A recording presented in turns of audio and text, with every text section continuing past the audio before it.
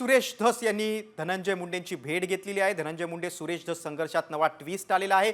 खाजगी रुग्णालयात धनंजय मुंडे आणि धस यांची भेट झाल्याची माहिती आहे आणि या भेटीवर खुद्द महसूल मंत्री चंद्रशेखर बावनकुळेंनी शिक्कामोर्तब केलेलं आहे। काही दिवसांपूर्वीच धनंजय मुंडेंच्या डोळ्याचं ऑपरेशन झालं होतं आणि त्या पार्श्वभूमीवर धस यांनी मुंडेंची भेट घेतली। यावेळी चंद्रशेखर बावनकुळे देखील उपस्थित होते। काही वेळापूर्वीच खुद्द बावनकुळेंनीच माध्यमांसमोर ही भेट झाल्याचं स्पष्ट केलेलं आहे। मी मुंडे धस 4.5 तास एकत्र होतो असं बावनकुळे बोललेले आहेत आणि धस आणि मुंडे यांच्यामध्ये मतभेद आहेत मात्र मनभेद नाहीत असं देखील वक्तव्य बावनकुळेंनी केलेलं आहे। गेल्या काही दिवसांपासून धनंजय मुंडे यांची बीड सरपंच हत्या प्रकरणात भूमिका काहीशी मवाळ झाली आहे असं देखील बोललं जात आहे। धस मुंडे भेटीवर बावनकुळेंनी खुद्द शिक्कामोर्तब केलेलं आहे। भाजपचे आमदार सुरेश धस यांनी या प्रकरणावरून जनआक्रोश मोर्चे काढले। हिवाळी अधिवेशनात परळीतल्या गुन्हेगारीवर घणाघाती भाषण केलं, भाष्य केलं, धनंजय मुंडेवर आरोप केले, वाल्मिक कराड आणि टोळीवर आरोप केले आणि तेच आता मवाळ भूमिका घेतील असं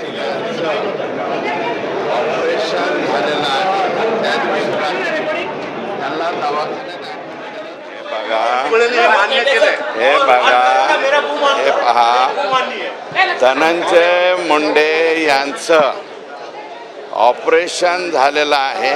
त्या दिवशी रात्री त्यांना दवाखान्यात ॲडमिट केलं। दुसऱ्या दिवशी झाकून लपून नाही, दिवसा म्हणजे मी त्यांच्या स्वतःच्या निवासस्थानी भेटायला गेलेलो आहे। त्यांच्या निवासस्थानी भेटलं, तब्येतीची विचारपूस करायला। तब्येतीची विचारपूस आणि लढा हे दोन वेगवेगळे प्रकार आहेत। लढ्यामध्ये आम्ही त्यांच्या विरोधातच राहणार।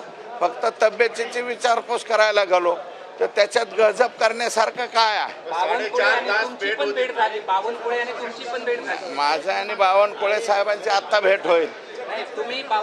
बावनकुळे साहेब आणि माझी आत्ता भेट होईल। बावनकुळे साहेब असं म्हणाले, ते साफ चुकीचं आहे। बावनकुळे साहेब असं म्हणाले की धनंजय मुंडे आणि धस यांची 4.5 तास हे तुम्ही त्यांनाच बोला, मला विचारू नका। मी जे परवा त्यांना भेटायला गेलेलो आहे ते धनंजय मुंडे यांच्या तब्येतीची चौकशी करायला गेलेलो आहे आणि तब्येतीची चौकशी करणं याच्यात गैर नाही। संतोष देशमुखचा लढा आणि तब्येतीची चौकशी याच्यामध्ये कसल्याही प्रकारचा काही संबंध नाही। कृपया जोडू नये, कोणाची मध्यस्थी नाही, काय नाही। रात्रीच्याला दवाखान्यात नेलं होतं का? दवाखान्यात नेलं, भरणे मामांनी यांनी दवाखान्यात नेलं होतं अशा प्रकारची मला माहिती मिळाली म्हणून मी त्यांच्या निवासस्थानी जाऊन त्यांना भेटून आलो। परंतु नंतर पुढे काय चर्चा झाली? काहीही चर्चा झाली नाही, फक्त तब्येतीची विचारपूस केली आणि माझा मी निघून आलो। 4.5 तास फक्त तब्येत? अहो 4.5 तास कोण म्हणलं? बावनकुळे साहेब म्हणले तर बावनकुळे साहेबांना विचारा, मला विचारू नका। माझे आणि त्यांची भेट त्यांच्या निवासस्थानी भेटलो, दवाखान्यात आदल्या रात्री नेलतं। परवाची गोष्ट आहे मला वाटतं। मी भेटलो आणि भेटल्याच्या नंतर पुन्हा एकदा बाहेर आल्यावर मी काय केलंय हे तुम्हीच पाहून घ्या। पुढच्या 1-2 दिवसात आणखी नवीन काही मी सांगणार आहे, त्यावेळेस तुम्हाला कळेल। तुम्ही जे म्हणताय धनंजय मुंडेचा राजीनामा घेणार नाही, धनंजय मुंडेचा राजीनामा मागितला नाही, हे बघा, मी अजून मागितलेला नाही। मी हे पहिल्यापासून म्हणतो, त्यांचा राजीनामा कोण मागतंय? त्यांच्या पक्षाचेच लोक आणि सर्व लोक, इतर लोक जे आहेत ते राजीनामा मागतायत।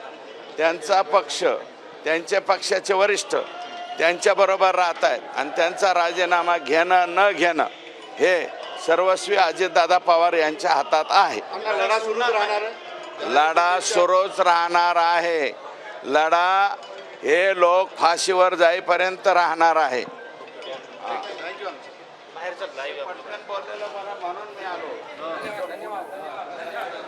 आमदार सुरेश धस यांचं खूप मोठं वक्तव्य आहे। लढा सुरूच राहणार आहे। तब्येतीची विचारपूस करण्यासाठी धनंजय मुंडेंच्या निवासस्थानी भेट घेतली होती हे धस यांनी मान्य केले, मात्र बावनकुळेंचं वक्तव्य त्यांनी खोडून काढलेलं आहे। बावनकुळे म्हटले होते की आम्ही तब्बल 4-4.5 तास एकत्र होतो, ते तुम्ही बावनकुळेंनाच विचारा। मी फक्त मुंडेंच्या निवासस्थानी जाऊन त्यांची भेट घेतली, प्रकृतीची विचारपूस केली आणि मी बाहेर आलो आणि हा संतोष देशमुख प्रकरणाचा लढा मी सुरूच ठेवणार असं स्पष्टीकरण आता सुरेश धस यांनी दिलेला आहे. प्रकृतीची विचारपूस करणं काही गैर नाही. देशमुख हत्या प्रकरणी लढा सुरूच राहणार असं धस यांनी सांगितलेलं आहे. कुणाची मध्यस्थी वगैरे काही नाही असं देखील धस बोललेले आहेत. बावनकुळे हे तिथे उपस्थित होते असं पत्रकारांनी प्रश्न विचारला असता ते तुम्ही त्यांनाच जाऊन विचारा.